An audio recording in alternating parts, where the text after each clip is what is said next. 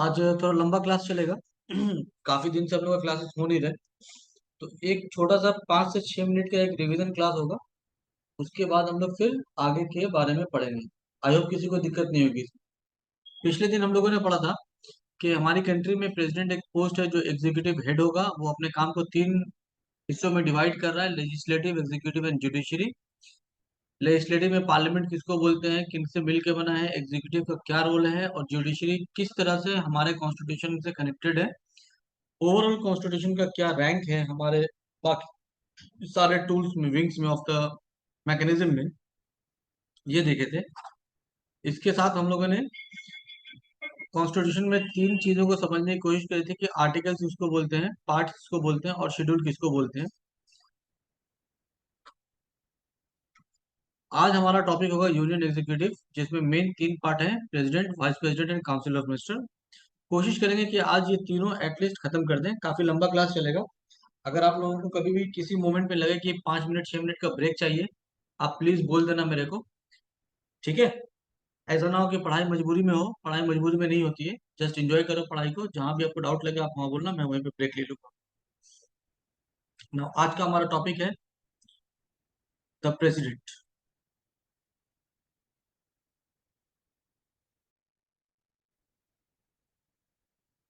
President article 52 बोलता है there shall be a president of India. आपको हर एक चीज आर्टिकल से नहीं पढ़ना है, मैं सिर्फ पढ़ा रहा हूँ, आप सिर्फ देखते चलो। There shall be a president of India, बस। अब ये प्रेसिडेंट ऑफ इंडिया क्या है नहीं है ये अपने को मालूम नहीं है, सिर्फ इतना मालूम है कोई एक पोस्ट होगा।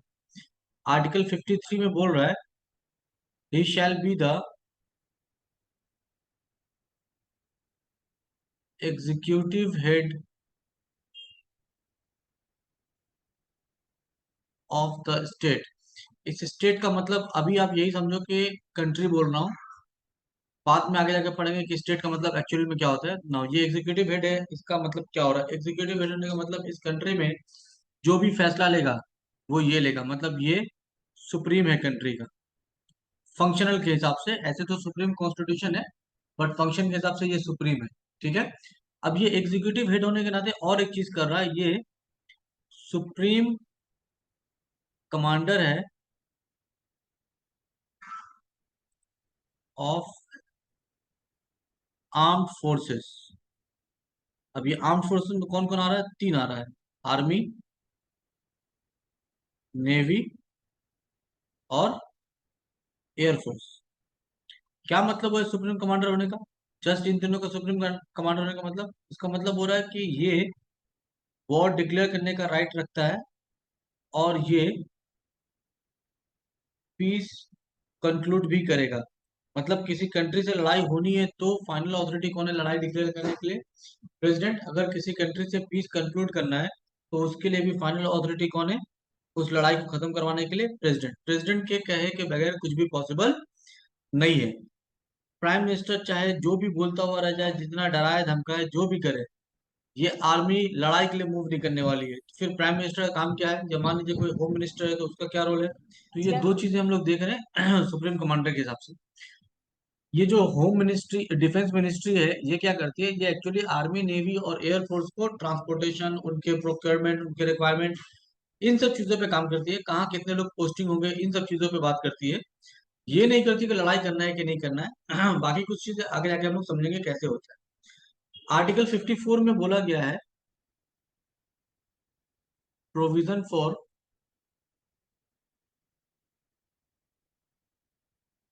Election to the office of the president. ठीक है? बस यही है कि इलेक्शन होगा, अपॉइंटमेंट नहीं होगा। और ये याद रखना, जहां पे अपॉइंटमेंट होगा वहां इलेक्शन नहीं होगा, जहां इलेक्शन होगा वहां अपॉइंटमेंट नहीं होगा। ये याद रखना बहुत जरूरी है। जब ये इलेक्शन होगा तो इसी के साथ आर्टिकल 54 में, 55 में सॉरी, मैनर ऑफ इलेक्शन की बात की गई। मैनर ऑफ इलेक्शन, कि इलेक्शन कैसे होगा। अब ये मैनर ऑफ इलेक्शन के कुछ स्पेसिफिकेशन है। नंबर 1, इनडायरेक्ट वोटिंग होगी। नंबर टू, इलेक्टोरल कॉलेज होगा। नंबर थ्री, कोटा सिस्टम होगा। बैलेट सिस्टम में वोटिंग होगी।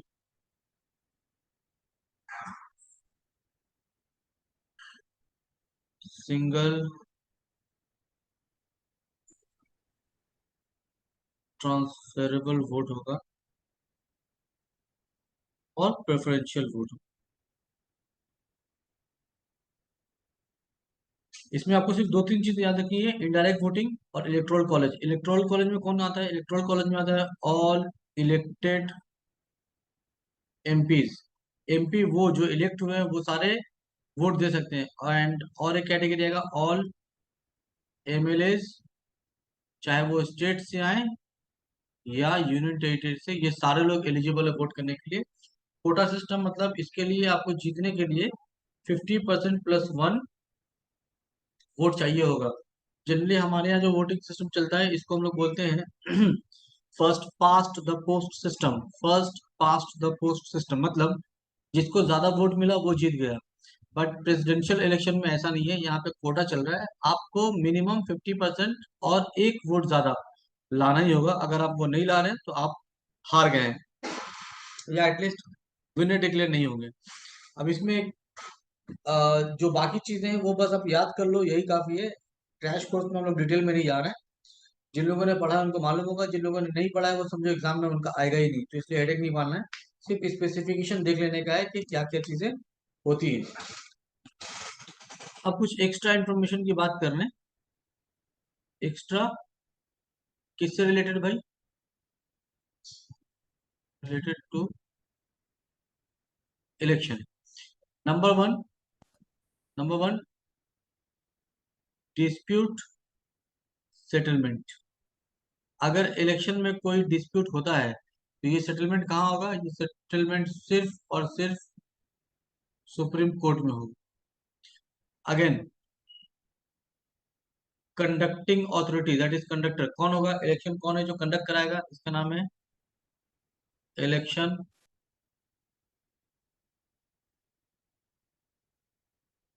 Commission of India. तीसरा, प्रिसाइडिंग ऑफिसर कौन होगा?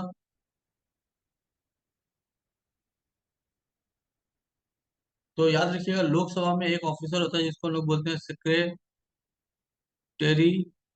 जनरल। एक लोकसभा का होता है और एक होता है सेक्रेटरी जनरल राज्यसभा का। ये दोनों ही प्रिसाइडिंग ऑफिसर होगा, लेकिन ऑल्टरनेटिवली, मतलब एक बार लोकसभा वाला बनेगा और दूसरी बार राज्यसभा वाला बनेगा। तो ऑल्टरनेट ये दोनों प्रिसाइडिंग ऑफिसर बनेगा। इसके अलावा कुछ खास चीजें इंपॉर्टेंट नहीं है, नॉर्मल यहीं तक हमको पढ़ना है। कोई सवाल है यहाँ तक तो बोलो ना। नेक्स्ट टॉपिक है article 56, term of office of the president. President के ऑफिस का टर्म कितने दिन का है? ये टर्म है 5 इयर्स। कब से 5 years? From the day he enters his office. जिस दिन वो अपने ऑफिस में एंटर करेगा उस दिन से 5 साल का पीरियड। नाउ इस टर्म को प्री मेच्योर खत्म किया जा सकता है क्या? 5 साल के बाद तो ऑटोमेटिकली खत्म हो जाएगा। 5 साल से पहले क्या कोई टर्मिनेशन पॉसिबल है? यस, ये पॉसिबल है। Number one, death. अगर प्रेसिडेंट की डेथ हो जा रही है तो 5 साल वेट करने का कोई सवाल ही नहीं है। दूसरा, रेजिग्नेशन। अब रेजिग्नेशन पे क्वेश्चन आएगा कि रिजाइन तो एक प्रेसिडेंट कभी भी कर सकता है, लेकिन वो रेजिग्नेशन जब करेगा तो वो एड्रेस किसको करेगा? एड्रेस करेगा वाइस प्रेसिडेंट को। वो नहीं है तो चीफ जस्टिस ऑफ इंडिया को। वो नहीं है तो सीनियर मोस्ट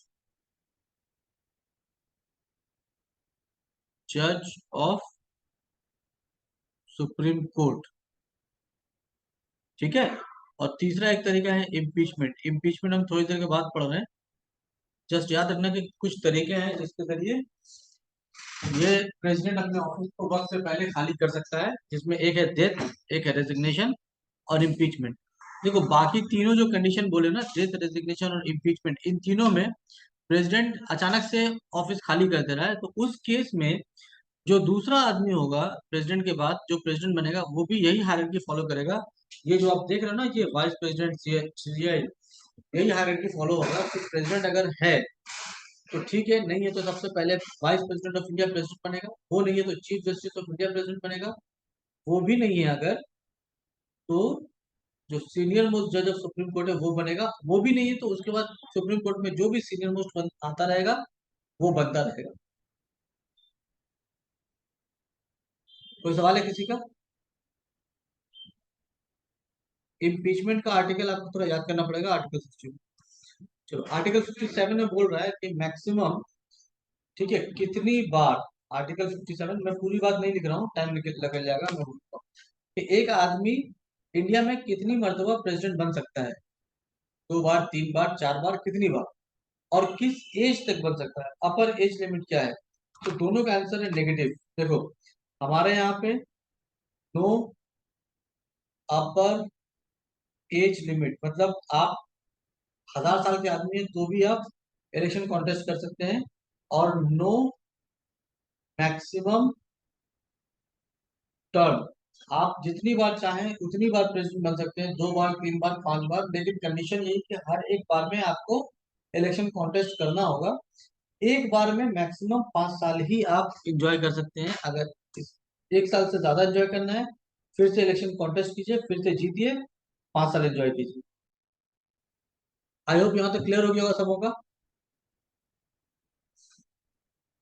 सर इम्पीचमेंट का आर्टिकल कौन सा था? आर्टिकल 61, उसको फिर से पढ़ाएंगे, टेंशन मत लो, अभी थोड़ी देर में ही पढ़ने वाले हैं, ठीक है। इम्पीचमेंट, ये सारा पीडीएफ भी दे दूंगा और होपफुली वीडियो भी मिल जाएगा। पिछला वीडियो भी मैं कोशिश कर रहा हूँ, रिट्रीव होता है तो वो भी आप लोग को दे दिया जाएगा, ठीक है। अलावा इसके एक यहाँ पे देखो आप, ये मेरा टेलीग्राम ग्रुप में मैंने बोला ही था कि आपको कोई भी डाउट होगा तो आप यहाँ पे अपने क्वेश्चंस भेज देना, मैं आपको वहां पे आंसर दे दूंगा, ठीक है। ओके, तो अभी जस्ट मैं कंटिन्यू कर रहा हूँ, इस सिलसिले में कोई और सवाल तो नहीं है ना किसी का? ओके, नाउ आर्टिकल 58 में बोला गया है क्वालिफिकेशन। क्वालिफिकेशन क्या होगा? नंबर 1, आपका इंडियन, किसी भी कॉन्स्टिट्यूशनल पोस्ट पे आप बैठे हैं, चाहे आप प्राइम मिनिस्टर है, मेंबर ऑफ पार्लियामेंट है, एमएलए है, चीफ जस्टिस है, जज है, सुप्रीम कोर्ट, हाई कोर्ट है, गवर्नर है, कुछ भी, जो भी पोस्ट अगर आप कॉन्स्टिट्यूशनल है उस पर अगर आपको बैठना है तो आपको पहले इंडियन होना होगा। आप जिस, माइक ऑफ कर लो, जिस किसी पोस्ट पे बैठे हैं, आपको office of profit, no office of profit, office of profit क्या, वो बाद में देखता हूँ। प्रेसिडेंट के केस में स्पेशल एक है कि मिनिमम आपकी उम्र जो है वो 35 ईयर्स की होनी होगी। नंबर 4 के eligible to be a Lok Sabha member. Lok Sabha का मेंबर बनने के लिए जो कंडीशन है वो फुलफिल करना पड़ेगा, ठीक है। तो ये 35 साल कोई इशू नहीं है, ये भी इशू नहीं है। ऑफिस ऑफ प्रॉफिट थोड़ा समझते हैं क्या है, कि ऑफिस ऑफ प्रॉफिट बोलते किसको है। तो एक सिंपल समझो, ऑफिस ऑफ प्रॉफिट को बोला गया एनी ऑफिस जहां से आपको पिक्यूनियरी बेनिफिट मिलेगा, ठीक है, पिक्यूनियरी बेनिफिट या फिर मॉनेटरी बेनिफिट।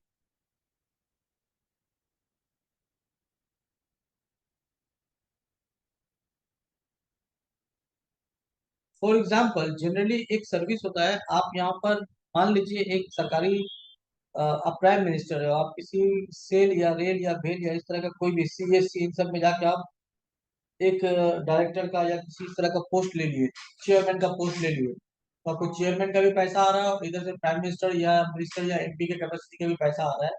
ये दोनों ऑफिस आप एंजॉय नहीं कर सकते, बट हमारे यहाँ पे प्रॉब्लम ये है कि ऑफिस ऑफ प्रॉफिट हम लोग देखे हैं कि कई लोग एंजॉय कर रहे हैं। ऐसा एग्जाम्पल हमारे कोलकाता में फिरहाद हकीम का है।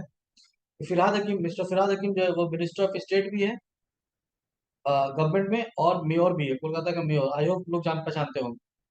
तो अब अगर आप मिनिस्टर हैं तो आप मेयर के ऑफिस में काम नहीं कर सकते हैं, क्योंकि आपको वहां पे मॉनेटरी बेनिफिट मिल रहा है, मॉनेटरी बेनिफिट, फिर भी वो बंदा वहां बैठा है। तो बोला गया सबसे पहला कंडीशन है कि ये याद रखिएगा कि ये जो ऑफिस, जिसको आप ऑफिस ऑफ प्रॉफिट बोलने वाले हैं, ये पब्लिक ऑफिस होना होगा, प्राइवेट ऑफिस को आप ऑफिस ऑफ प्रॉफिट डिक्लेयर नहीं कर सकते। और दूसरा मॉनेटरी बेनिफिट होगा कि आपको पैसा मिल रहा है, चाहे वो लीगल हो इलीगल हो, पैसा अगर मिल रहा है तो दिक्कत है।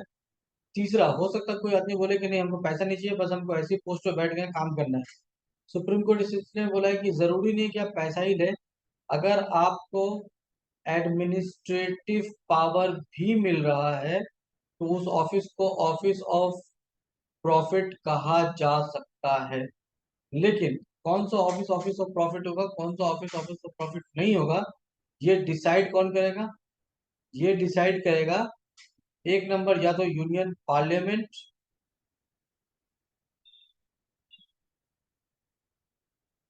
और दो नंबर लेजिस्लेटिव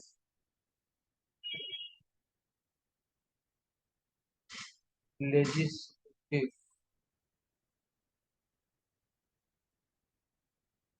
असेंबली। जो स्टेट में है वो लेजिस्लेटिव असेंबली है, और नहीं तो पार्लियामेंट। अब देखो यहाँ पर फिराद हकीम का जो एग्जाम्पल था, ममता बनर्जी ने अभी तक या स्टेट लेजिस्लेचर ने अभी तक मेयर के ऑफिस को ऑफिस ऑफ प्रॉफिट डिक्लेयर नहीं किया है, तो वो ऑफिस ऑफ प्रॉफिट एंजॉय कर सकता है, एट द सेम टाइम वो मिनिस्टर भी बन सकता है। हमारी नजर में वो ऑफिस ऑफ प्रॉफिट है, लेकिन ऑफिशियली वो ऑफिस ऑफ प्रॉफिट नहीं है। अगर होता तो फिर एक आदमी दो पोस्ट पे एंजॉय नहीं कर पाता। आई होप यहाँ तक क्लियर हो गया होगा।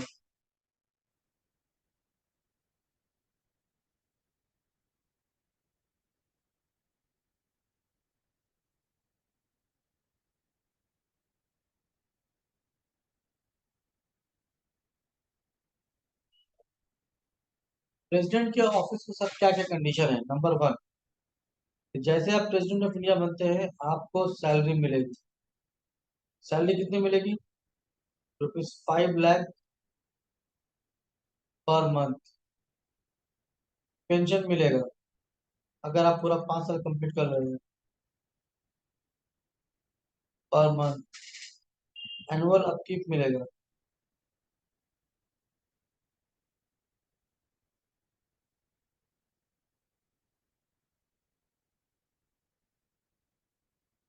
₹2.5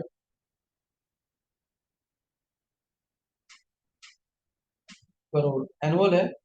ये जस्ट हाउस कीपिंग के लिए मिल जाता है। इसके अलावा मिलेगा एक कॉन्टीजेंसी फंड।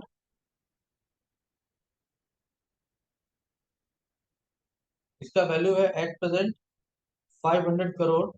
ये प्रेसिडेंट यूज कर सकता है टू हेल्प स्टेट्स ड्यूरिंग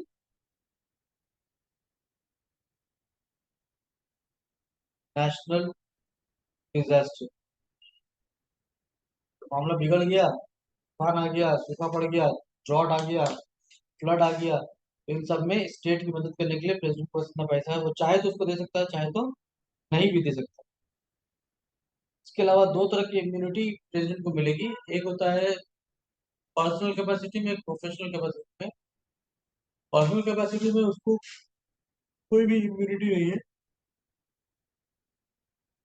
लेकिन ऑफिशियल कैपेसिटी में उसके पास पूरा इम्यूनिटी है। वो ऑफिस में जो भी काम कर रहा है उसके लिए उसको कभी भी कोई भी सजा नहीं दी जाएगी, या उससे कोई सवाल नहीं किया जाएगा कि आपने क्यों किया नहीं किया। लेकिन अगर पर्सनल कैपेसिटी में कर रहा है तो उस पर्सनल कैपेसिटी में उसको सजा हो सकती है। ऑफेंस दो तरह का होता है, एक होता है सिविल ऑफेंस जैसे घरेलू झगड़ा, एक होता है क्रिमिनल ऑफेंस जिसमें आपने प्रॉपरली क्राइम किया है। तो अगर क्रिमिनल ऑफेंस है तो आपको संग संग कोर्ट में ले जाया जाएगा जैसे आप ऑफिस से निकलते हैं।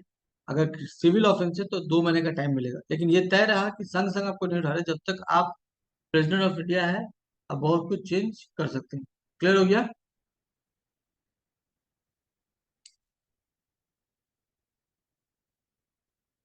Yes sir. आर्टिकल 60, ये आर्टिकल थोड़ा याद करना पड़ेगा। जिन आर्टिकल्स को मैं स्टार कर रहा हूँ ये आर्टिकल्स आपको याद करना पड़ेगा, ठीक है? इसके पहले देखो कोई भी आर्टिकल को मैंने स्टार नहीं किया है, मतलब ये याद करने की जरूरत नहीं है। जितना प्रोविजन है आप यही पढ़ लो, इनफ है। यहाँ पे एक टॉपिक है ओथ ऑफ द प्रेसिडेंट। अब ये ओथ कौन लेगा, ये ओथ कौन दिलाएगा? एडमिनिस्टर्ड बाय, तो बता सकता है कौन एडमिनिस्टर करेगा?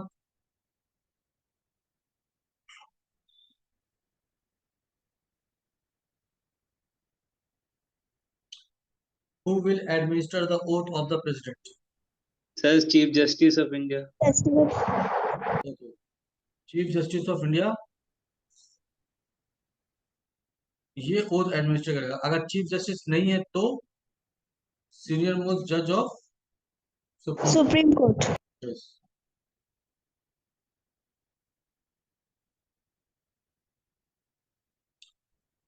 अच्छा, अब जो है मोस्ट इंपॉर्टेंट टॉपिक है, इसका नाम है आर्टिकल 61 और टॉपिक का नाम है impeachment of the president. Impeachment का मतलब होता है टू प्रूव गिल्टी। ये याद रखिएगा, आप प्रेसिडेंट को निकाल नहीं सकते हैं। प्रेसिडेंट को निकालने का राइट इंडिया में किसी के पास नहीं है, because he is the executive head, वही सबसे ऊपर है। तो पहला तो इम्पीचमेंट है। अब देखो अलग अलग स्टेज में समझ रहे हैं। स्टेज 1 में क्या होगा, सबसे पहले आपको प्रेसिडेंट पे चार्ज लगाना पड़ेगा, मतलब प्रेसिडेंट को बताना, प्रेसिडेंट पे जो इम्पीचमेंट होगा उसके लिए ग्राउंड बताना पड़ेगा, चार्ज या ग्राउंड। तो सिर्फ एक ही ग्राउंड है जिसपे प्रेसिडेंट का इम्पीचमेंट हो सकता है, और वो है वायलेशन ऑफ द कॉन्स्टिट्यूशन। ठीक है, वायलेशन ऑफ द कॉन्स्टिट्यूशन। आप मर्डर भी कर दे रहे हैं तो आपको प्रेसिडेंट के पोस्ट से हटाया नहीं जाएगा, क्योंकि मर्डर करना कॉन्स्टिट्यूशन में कहीं लिखा नहीं है कि मर्डर किया नहीं किया। इसके लिए अलग प्रोविजन है, जो भी हम लोग पढ़े थे कि क्रिमिनल ऑफेंस रहेगा तो प्रेसिडेंट का पोस्ट से हटने के बाद आपके ऊपर ट्रायल होगा। कॉन्स्टिट्यूशन का प्रोविजन वायलेशन का मतलब वो काम जो कॉन्स्टिट्यूशन प्रेसिडेंट को दिया है और उस पे प्रेसिडेंट अपना काम नहीं कर पा रहा है, तो उसको हम लोग बोलेंगे वायलेशन ऑफ द कॉन्स्टिट्यूशन। ठीक है, कुछ देर के बाद इसके एग्जांपल्स देखेंगे। दूसरा, अब ये अगर चार्जेस लगा है तो ये चार्ज इनिशिएट कहाँ से होगा? ये इनिशिएट होगा इधर house of the parliament, that is Lok Sabha से भी स्टार्ट हो सकता है और राज्यसभा से भी स्टार्ट हो सकता है। लेकिन जहां से भी स्टार्ट होगा, मिनिमम कितने लोग रहेंगे? 1/4 मेंबर्स लगेंगे। ठीक है, थोड़ी देर बाद ये वीडियो कट जाएगा, मैं फिर से लिंक दूंगा, आप उसको ज्वाइन कर लेना। तो इधर हाउस ऑफ द पार्लियामेंट का मतलब 1/4 ऑफ द मेंबर्स अगर सपोर्ट करता है तब ये इनिशिएट होगा। उसके बाद प्रेसिडेंट को मिलेगा एक नोटिस पीरियड। नोटिस पीरियड कितने दिन का होगा? 14 डेज। मतलब जब ये सब कुछ हो गया है तो मिनिमम 14 दिन का गैप मेंटेन करना पड़ेगा, तभी जाके आप प्रेसिडेंट के अगेंस्ट में प्रोसेस स्टार्ट कर सकते हैं। जब प्रोसेस स्टार्ट होगा तो फर्स्ट हाउस जहां से ये स्टार्ट हुआ है, इसका काम क्या होगा? इसका काम होगा प्रूफ द चार्जेस, मतलब जो प्रेसिडेंट पे इल्जाम लगाया गया है, ये इल्जाम को प्रूफ करना, इसका यही काम है। ये प्रूफ कैसे करेगा? By special majority. अब स्पेशल मेजोरिटी किसको बोलते हैं? स्पेशल मेजोरिटी बोलते हैं 2/3 मेजोरिटी को। स्पेशल मेजोरिटी किसको बोलते हैं? 2/3। मतलब मान लीजिए अगर 100 लोग हैं तो नॉर्मल केस में मेजोरिटी का मतलब होता है 51। 50 लोग हैं तो 26। लेकिन स्पेशल मेजोरिटी का मतलब है कि 100 लोगों में मिनिमम 67 लोगों को वोट देकर हाँ बोलना पड़ेगा, तब वो माना जाएगा कि ये सही है, अदरवाइज गलत होगा। आई होप ये हम समझा सके होंगे।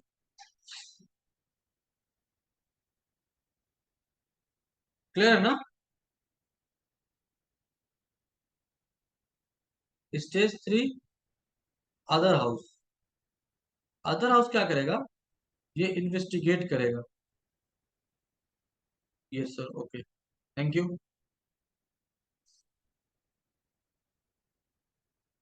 अदर हाउस क्या करेगा? इन्वेस्टिगेशन करेगा। और इस स्टेज में प्रेसिडेंट के पास ये राइट है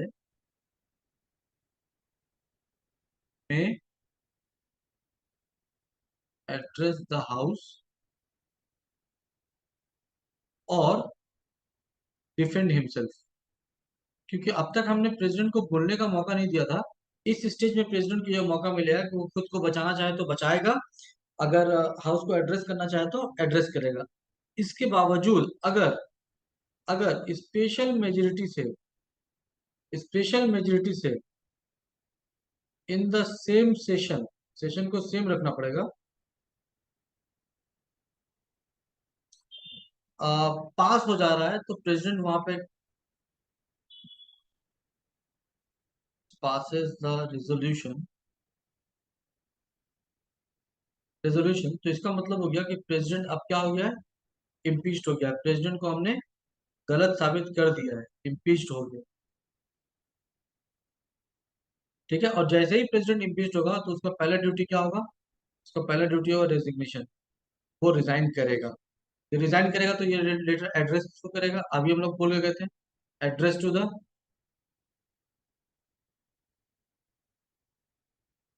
vice president of India and so on, जो भी हायरार्की होगा। यही था इम्पीचमेंट, जिसको हम लोग आर्टिकल 61 में पढ़े। 3-4 इंफॉर्मेशन है यहाँ पर, वो सारे इंफॉर्मेशन अपने आप में इंपॉर्टेंट है, वो आपको याद करना पड़ेगा। मैं थोड़ा सा वीडियो यहीं रोक रहा हूँ, 6 मिनट है, चलो एक टॉपिक तो और हो जाएगा 6 मिनट। यहाँ तक कोई डाउट है किसी का?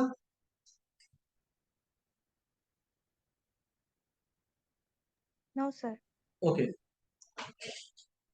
एक आखिरी टॉपिक है, प्रेसिडेंट का मेन स्ट्रीम टॉपिक खत्म हो रहा है, टाइम टू